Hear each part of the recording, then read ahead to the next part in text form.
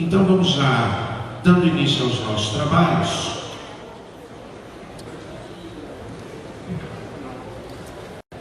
Eu vou passar a palavra então ao Dr. Adjair de Andrade Sintra, que vai ser o nosso expositor, juiz de direito da Vara das Execuções Criminais de Guarulhos, mestre e doutor pela Universidade de São Paulo, professor de Direito Penal da Universidade 9 de Julho. Doutor Adjair, seja muito bem-vindo na nossa casa. E Vossa Excelência está com a palavra há 25 minutos.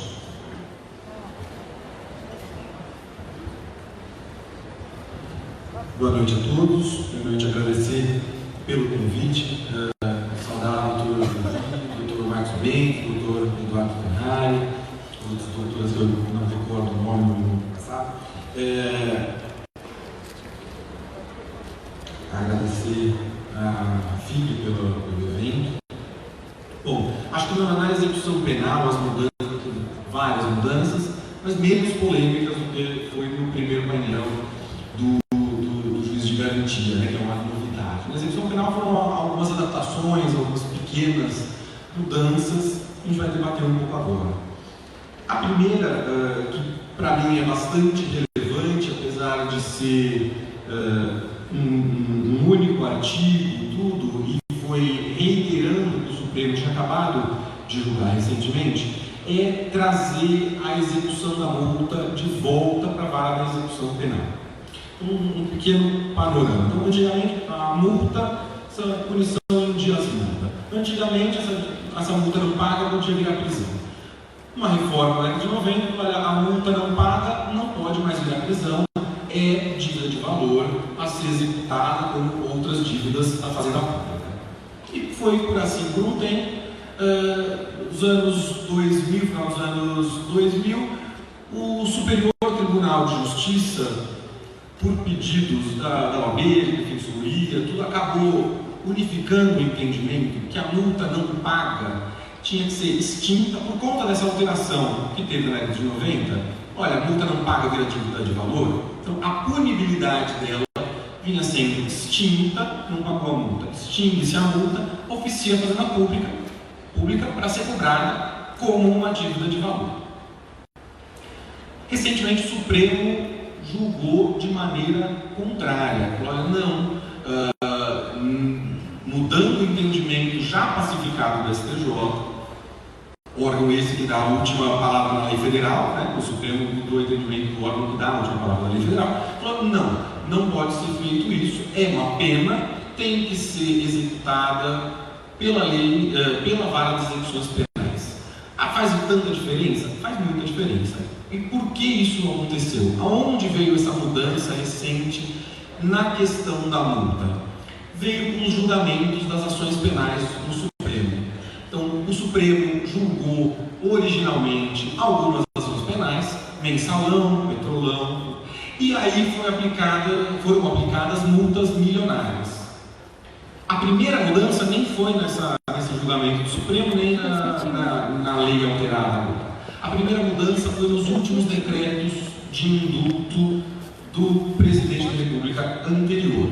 Então, os indultos, até 2 presidências atrás, vinha se extinguindo a punibilidade da multa. Olha, cumpriu toda a pena foi extinta até 25 de dezembro daquele ano, a multa então era imputada, era perdoada pelo presidente da República.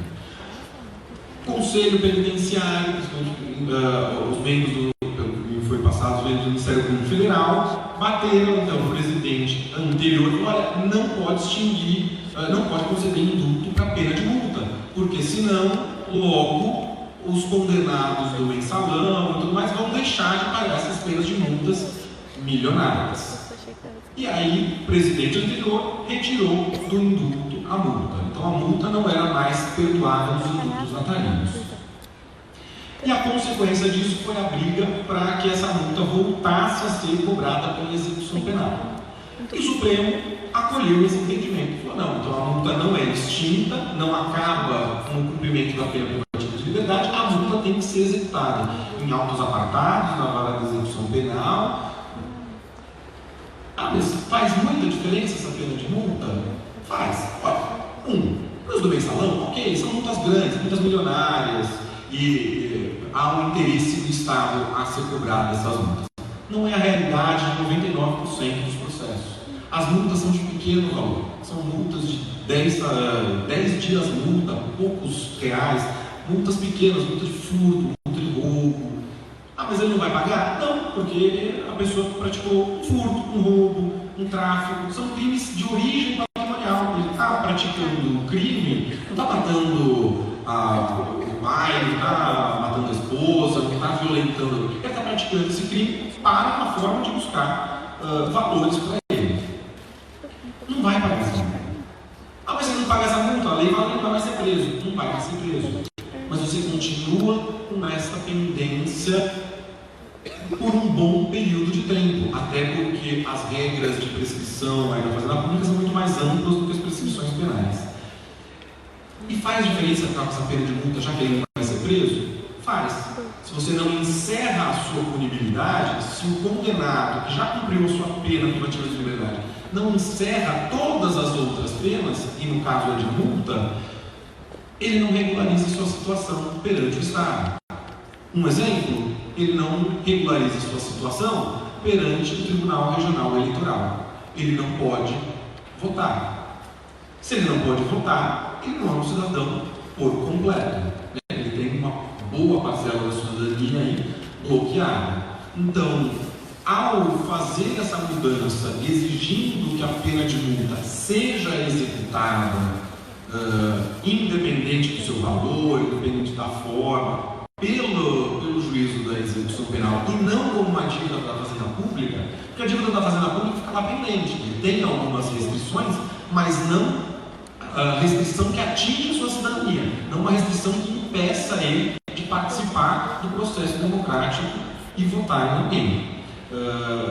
Então, essa restrição, colocando na vara das execuções criminais, acaba colocando esse indivíduo com uma pena muito mais longa do que a própria pena aplicada. Porque não importa, ele ficou os 10 anos, cumpriu, praticou um roubo, ficou 10 anos preso, saiu, tem uma multa para pagar. E ele vai tentar, no máximo, se recompor a sua vida, trabalhar, fazer alguma coisa para sustentar. Não vai atrás de pagar essa multa, porque ele não vai ser preso, mas ele vai ser um cidadão incompleto a partir daí, porque ele vai ficar com a pendência por vários anos em relação a essa multa. Então, o problema não é que a execução tenha que cobrar multa, é que haja tantas penas de multa no nosso ordenamento jurídico. Então, as penas de multa, todos os crimes patrimoniais têm pena de multa. Não deveria ser assim. Isso é um modelo de 1940, do legislador de 40, quando fez o Código Penal e instituiu a pena de multa para todos os crimes patrimoniais.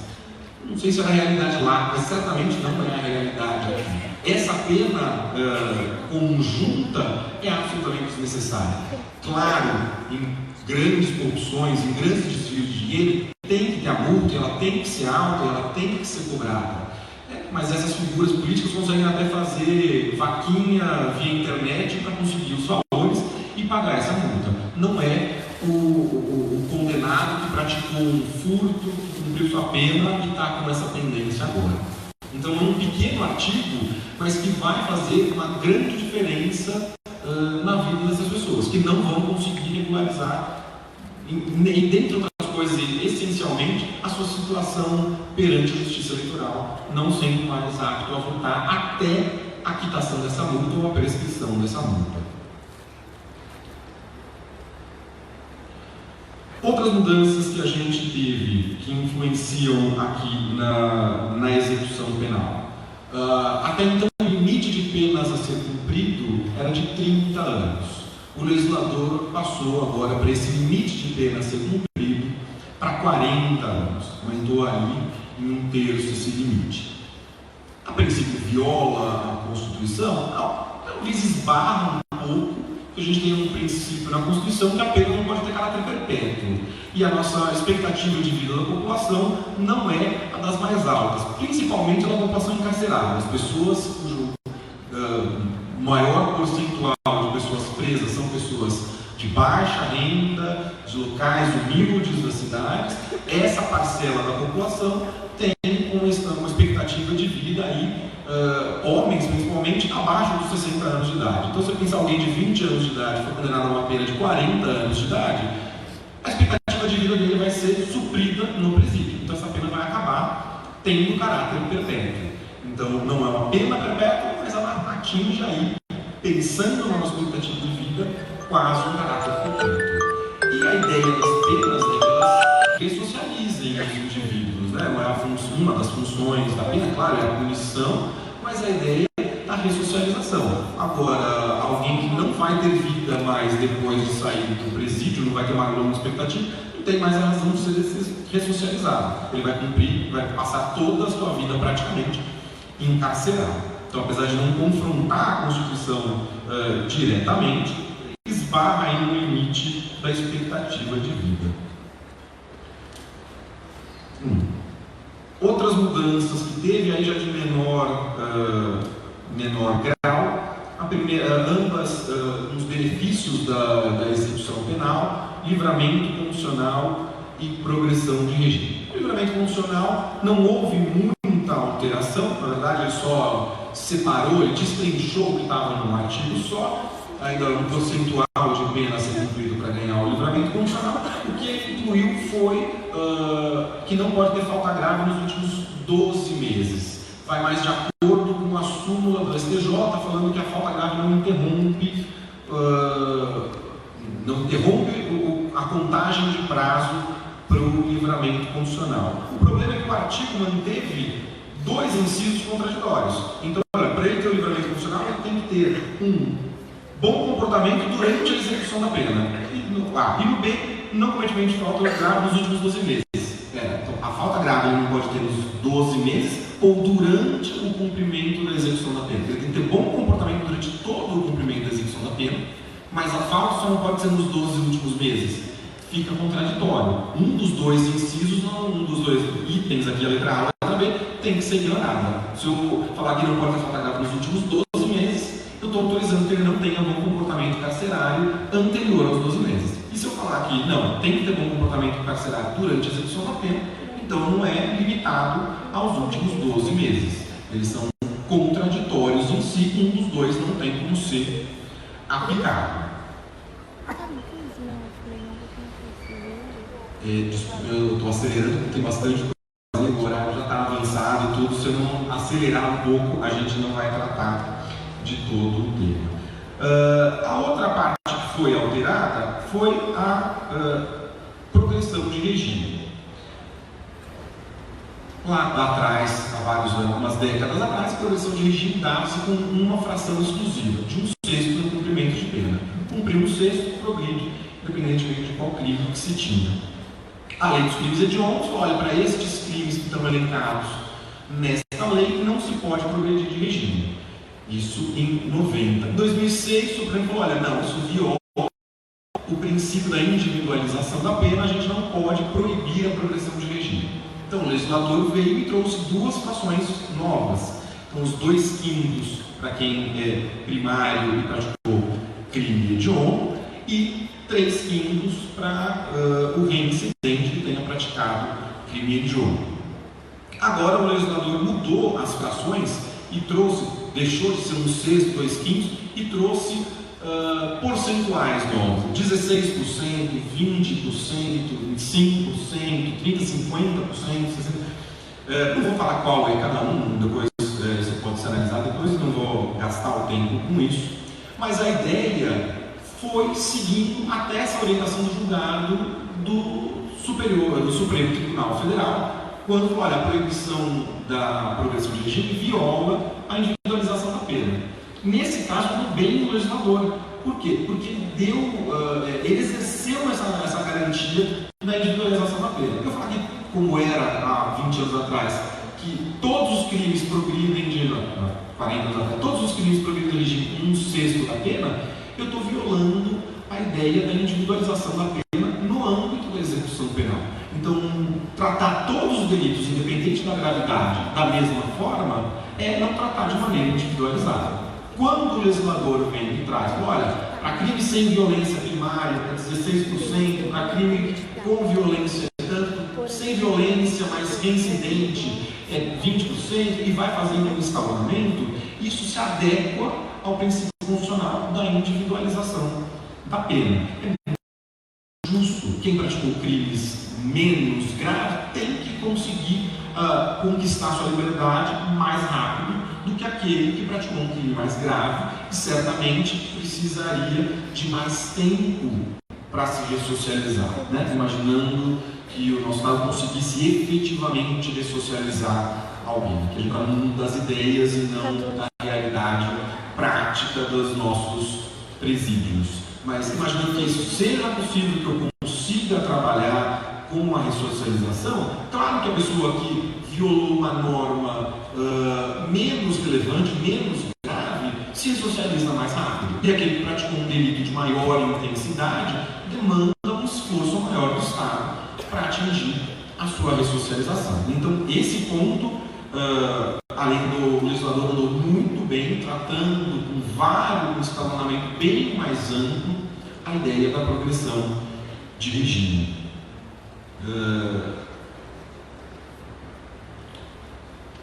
Solucionou uma questão que era... Solucionou não, vamos ver, mas que era uma das poucas discordâncias que eu tinha com o Dr. Marcos Bento na execução penal. Ele sempre ganhava nos recursos no tribunal. Eu dava sempre, se um indivíduo praticou um crime hediondo, mas era reincidente, mas não em crime hediondo. Então ele praticou um crime comum, um furto, depois um tráfico, então ele era reincidente, mas não específico em crime hediondo.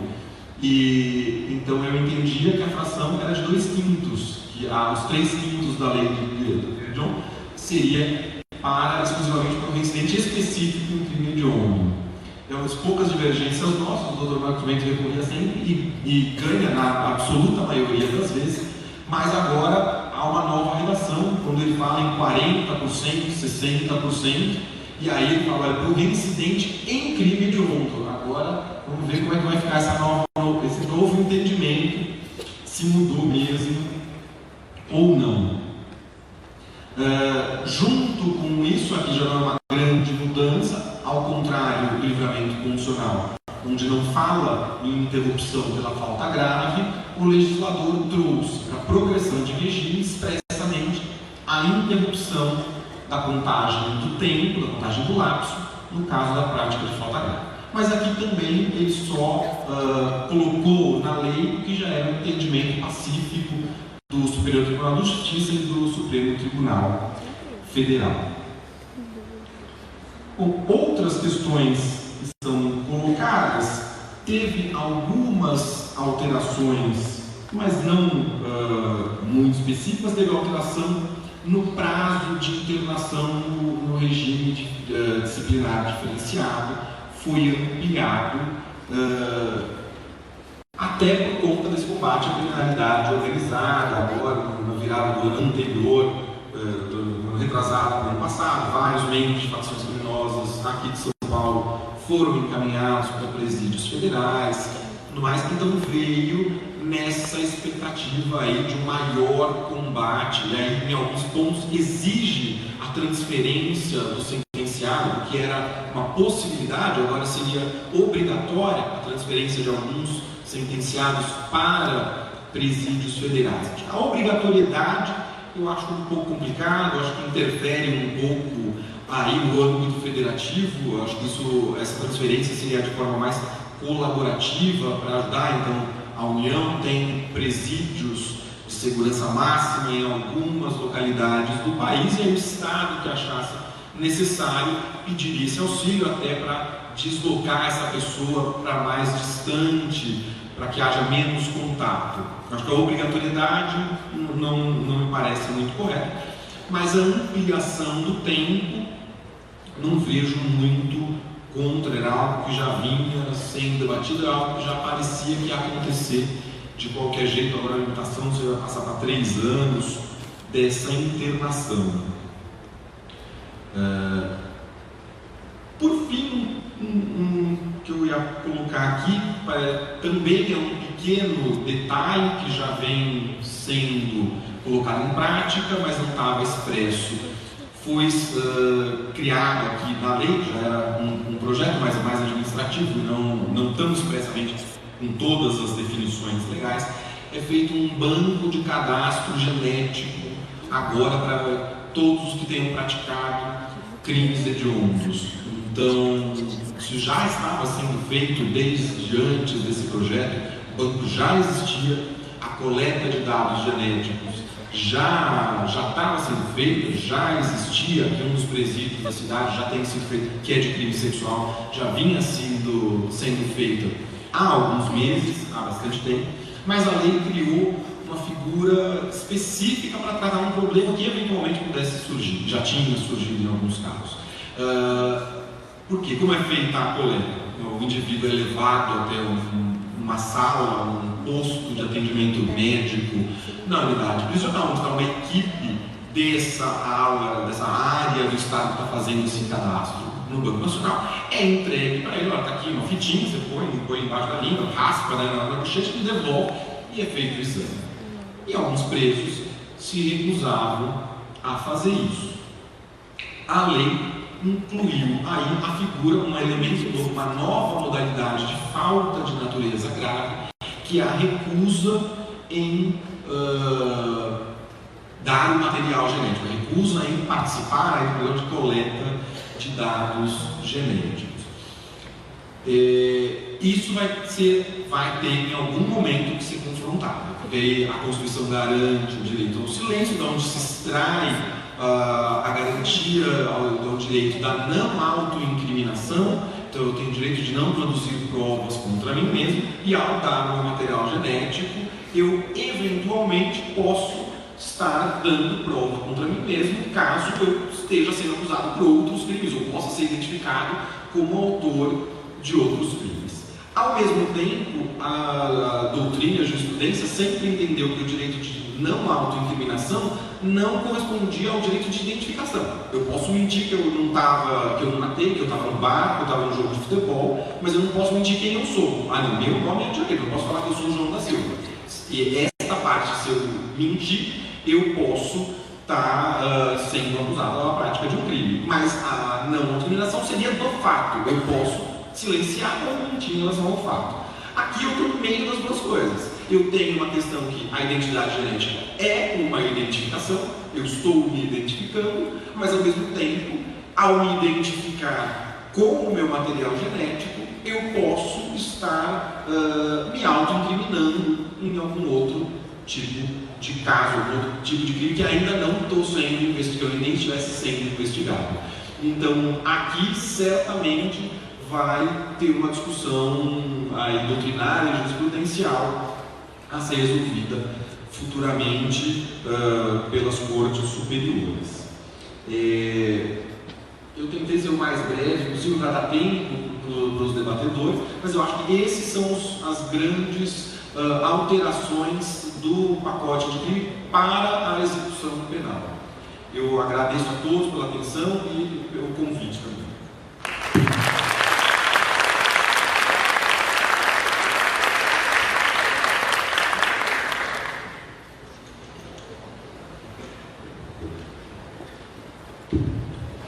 Vamos lá, dando sequência ao nosso segundo painel.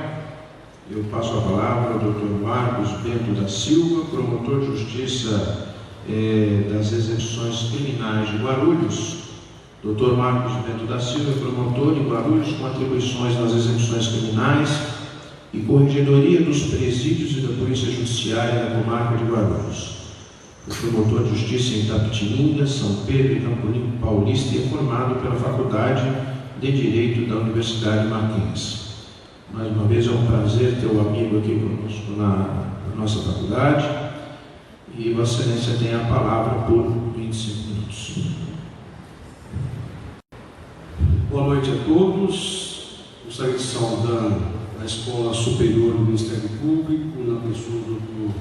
Levi Emanuel Magno, doutor de Justiça e professor desta faculdade, doutor Adjair Trinta, juiz titular da Vara das Execuções Criminais de Guarulhos, com quem tenho o prazer de atuar já há alguns anos, doutor Eduardo Ferrari, né, também nosso amigo, advogado, presidente da subseção da Ordem dos Advogados do Brasil de Guarulhos, a doutora Osana, coordenadora do curso de Direito aqui da FIC, a doutora Miriam, que compõe a mesa, a doutora Cecília, né? É um prazer estar mais uma vez aqui com vocês. Tive a oportunidade de estar antes na palestra do Dr. Fernando Capes, também nosso amigo de longa data. O doutor Adjair já expôs uma boa parte das alterações que foram introduzidas na Lei de Execução Penal pelo chamado pacote anticrime. O pacote anticrime foi introduzido no ordenamento jurídico brasileiro através da Lei número 13.694/2019, e que, por se tratar de uma lei penal posterior, ela só pode ser aplicada aos crimes cometidos após o início de sua vigência, salvo naqueles casos em que beneficiar o acusado ou o sentenciado. Em relação à progressão de regime, há um benefício para os condenados por crimes praticados sem violência ou grave ameaça à pessoa, quando a lei fala em 16%, porque 16% não é igual a 1/6, não é? Então, 1/6 da pena significa 16,66%, né? Temos aí uma dízima periódica. Foram estabelecidos, como já disse aqui o doutor Adjair, outros percentuais para a progressão de regime, já dentro daquele princípio constitucional da individualização da pena. Houve uma inovação com relação ao livramento condicional, além dessa questão do não cometimento de falta grave nos últimos 12 meses, que também não será admitido o livramento condicional para os condenados por crime hediondo ou equiparado a hediondo com resultado morte. E também passou a vedar no livramento condicional para o condenado expressamente em sentença por integrar organização criminosa ou por crime praticado por meio de organização criminosa, se houver elementos probatórios que indiquem a manutenção de um vínculo associativo. Continua a vedação da concessão do livramento condicional ao reincidente específico em crime hediondo ou equiparado a hediondo. Agora, avançando de novo com relação à progressão de regime, dentre esses novos percentuais, como eu já disse, 16% da pena se o apenado for primário e o crime tiver sido cometido sem violência à pessoa ou grave ameaça. 20% da pena se o apenado for reincidente em crime cometido sem violência à pessoa ou grave ameaça. 25% da pena, ou 1/4, se o apenado for primário e o crime tiver sido cometido com violência à pessoa ou grave ameaça. 30% da pena se o apenado for reincidente em crime cometido com violência à pessoa ou grave ameaça. 40% da pena se o apenado for condenado pela prática de crime hediondo ou equiparado se for primário. 50% da pena se o apenado for condenado pela prática de crime hediondo ou equiparado com resultado morte, se for primário, vedado o livramento condicional. Condenado por exercer o comando individual ou coletivo de organização criminosa estruturada para a prática de crime hediondo ou equiparado, ou condenado pela prática do crime de constituição de milícia privada. 60% da pena se o apenado for reincidente na prática de crime hediondo ou equiparado. Aqui é que nós teremos essa grande discussão, essa grande polêmica. Nós tínhamos 2/5 da pena, ou 40% da pena, se o apenado pela prática de crime hediondo equiparado fosse primado. E agora nós temos 60% da pena se o apenado pela prática de crime hediondo equiparado for reincidente.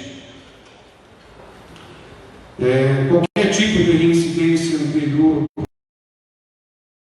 apenas do reincidente específico em crime hediondo equiparado, ou basta a reincidência genérica? Basta que seja um crime não hediondo anterior ou um crime não hediondo posterior?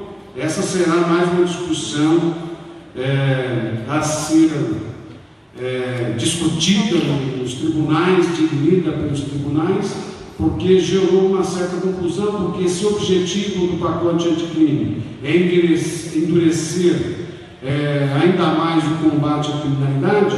Então esse percentual ele está abaixo do que previa a legislação anterior. E 70% da pena se o apenado for reincidente em crime hediondo ou equiparado com resultado morte, vedado por livramento condicional. Então nós temos 3 vedações de livramento condicional, além daquela que já existia com relação ao reincidente específico em crime hediondo ou equiparado ao hediondo.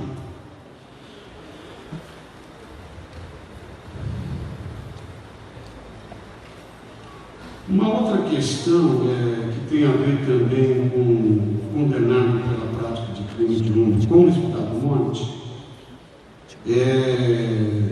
no que se refere ao direito à saída temporária, que para esse condenado estará proibido. Quer dizer, não terá direito à saída temporária o condenado que cumpre pena por praticar crime hediondo com resultado morte. Qualquer tipo de crime hediondo. O direito, advogados, juízes, promotores, para se chegar a uma legislação que seja a mais próxima possível da perfeição, evitando-se assim muitas discussões jurídicas, né? Ficou agora previsto de forma taxativa que não se considera hediondo ou equiparado a hediondo o crime de tráfico de drogas previsto no parágrafo 4º do artigo 33 da Lei 11.343/2006, que é a Lei de Drogas. Então nós estamos nos referindo aqui ao tráfico privilegiado, né? Traficante, pequeno traficante, primário, que não esteja envolvido em atividades criminosas e organizações criminosas. Supremo Tribunal Federal, em 2016, já havia decidido que o crime de tráfico privilegiado não é equiparado ao hediondo, ou seja, é um crime comum. Então, os percentuais de progressão, um crime sem violência ou grave ameaça à pessoa, então um percentual de cumprimento de pena de 16%. O doutor Jair já referiu aqui as alterações que houve no regime disciplinar diferenciado, chamado RDD, para aqueles criminosos dolosos, factos criminosos, né? E também tem essa questão mesmo do fornecimento de material genético aí, com relação à recusa de submeter-se à colheita desse material, estando prevista hoje como falta disciplinar de natureza grave, acrescentando mais um inciso aqui no artigo 50 da Lei de Execução Penal, que certamente gerará muita polêmica ainda, né? Bom, em síntese, acho que são essas pinceladas que nós temos para falar sobre a nova Lei 13.694/2019, que instituiu o pacote anticrime de legislação penal, alterando em torno de 17 leis penais, processuais penais e extravagantes. Muito obrigado.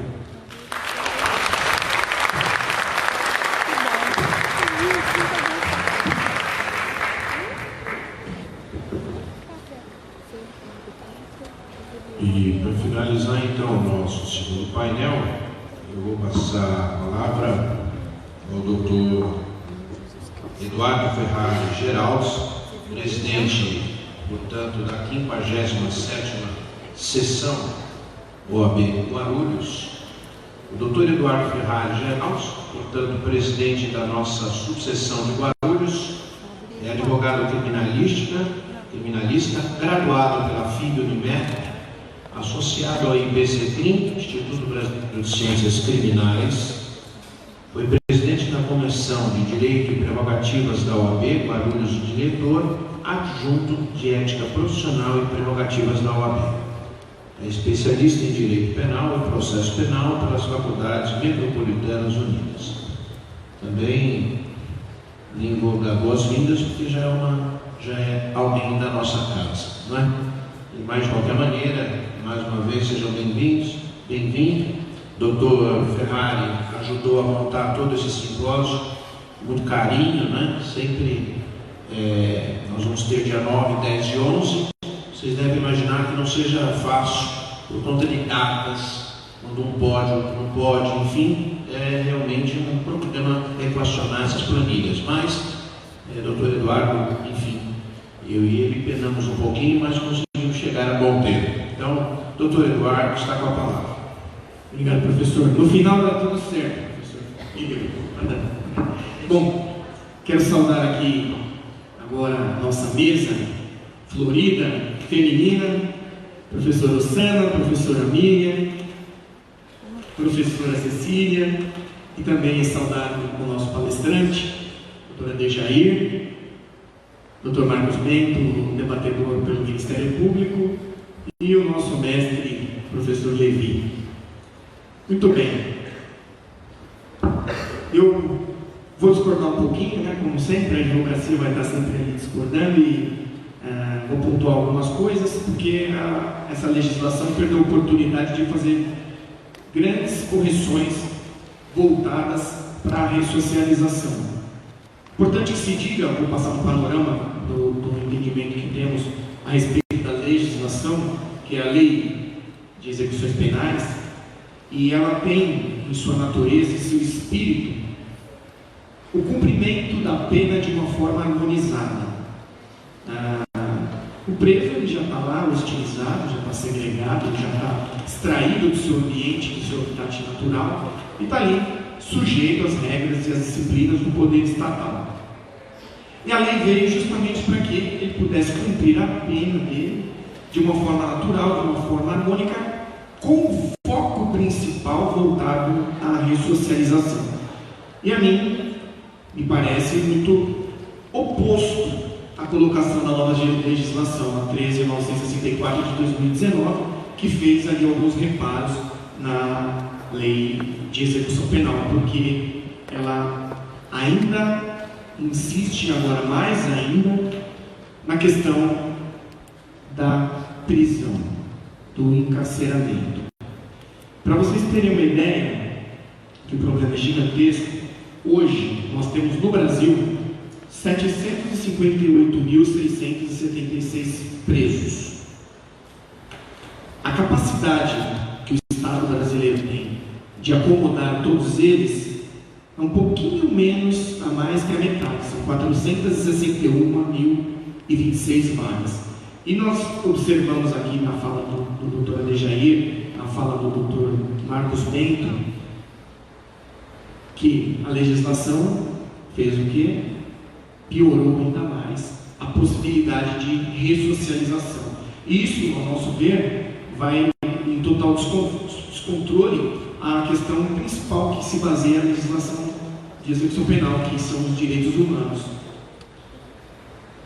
O preso tem que ter no seu campo de visão a probabilidade e a possibilidade do retorno. E isso não pode ser abstrato, isso deve ser concreto. A partir do momento que ele não tem essa perspectiva, a gente encontra um grande problema aí. Mas a capacidade do ser humano sobreviver e viver hoje aumentou. Aumentou, mas são 40 anos encarcerados. Será que isso vai mudar a vida daquele que cometeu um crime? E outra, o que o preso que se encontra na unidade prisional, ele vê para a ressocialização? Eu não vi nada falando a respeito da ressocialização nessa legislação. Eu não vi nada falando a respeito de estudo. Eu não vi nada falando a respeito de trabalho. Eu não vi nada falando a respeito de oficinas que acontecem na prática. Tá? Que o doutor Argel sabe, fizemos um circuito pela faculdade, fomos ao Adriano Marrei e vimos que lá de fato existe essa preocupação. Mas é mínima. Uma capacidade que tem a unidade prisional é triplicado o número de pessoas que tem ali, muitas vezes até 4 vezes. São Paulo, por exemplo, tem 233.755 presos e a capacidade são 144.793. Nós temos um déficit de vagas de 88.962 pessoas e elas estão segregadas, elas estão presas. O que a gente está fazendo? Nós estamos dando mão de obra para o crime, porque não tem perspectiva. E isso faz o quê? Agrava cada vez mais o sistema. Está mais do que claro que o recrudescimento não vai resolver a criminalidade. Essa perspectiva de que aprisionar, de que neutralizar, de que eliminar o indivíduo vai resolver o problema, não vai. Nós estamos lidando com problemas complexos, extremamente complexos, de uma maneira simples, ou seja, segregando.